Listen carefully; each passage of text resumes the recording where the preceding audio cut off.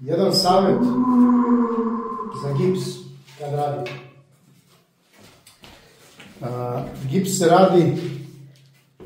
Gips se radi, samo da vidim, znači odavde, ovdje.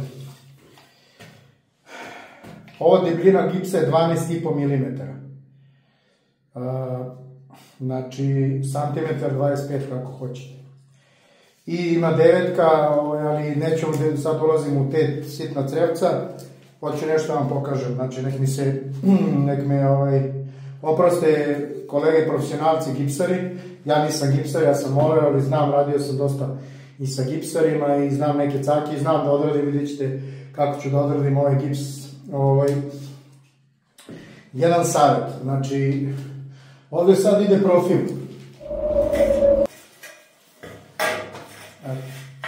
Ide profil koji se stavlja na ovu šinu, ovaj profil, njega se stavlja gips. I on mora da bude ravan sa onim tamo zidom. Sad, ono što bi ja savjetovao, vi da bi izmerili ovako 12,5 i obeležili, to je malo teže.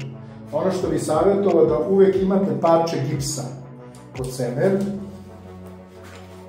Znači da ne merite parče gipsa i evo odmah da vam pokažem, u jednom od mojih prethodnih videa sam vam rekao da obavezno imate vaservagu sa ovim magnetom.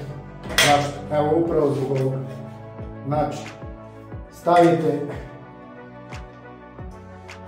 gips ovdje, osjetite otprilike po prstima, morate samo da vodite računa, ne znam koliko se to dobro vidi, gips ima fabrički sastav, kad se spaja sa drugim gipsom, on ostane za bandažiranje, nemoj da se zeznete, on je uži od ovog dela, ne znam da li se to vidi ovdje, znači ovaj deo je uži, znači nemoj da se zeznete da merite taj deo, znači stavite profil, stavite gips, dovedete ga ravno sa zidom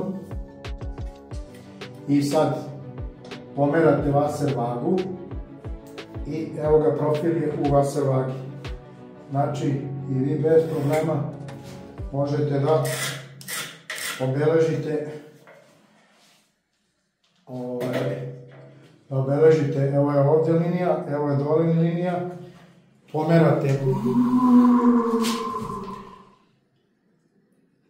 ima točkić na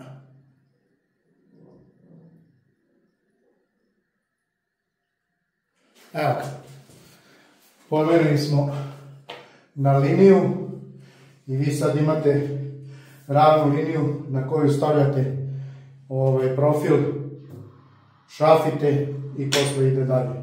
Eto, to je jedan od savjeta, znači uvijek imajte parče gipsa jer može da bude jako korisno. Svako dobro.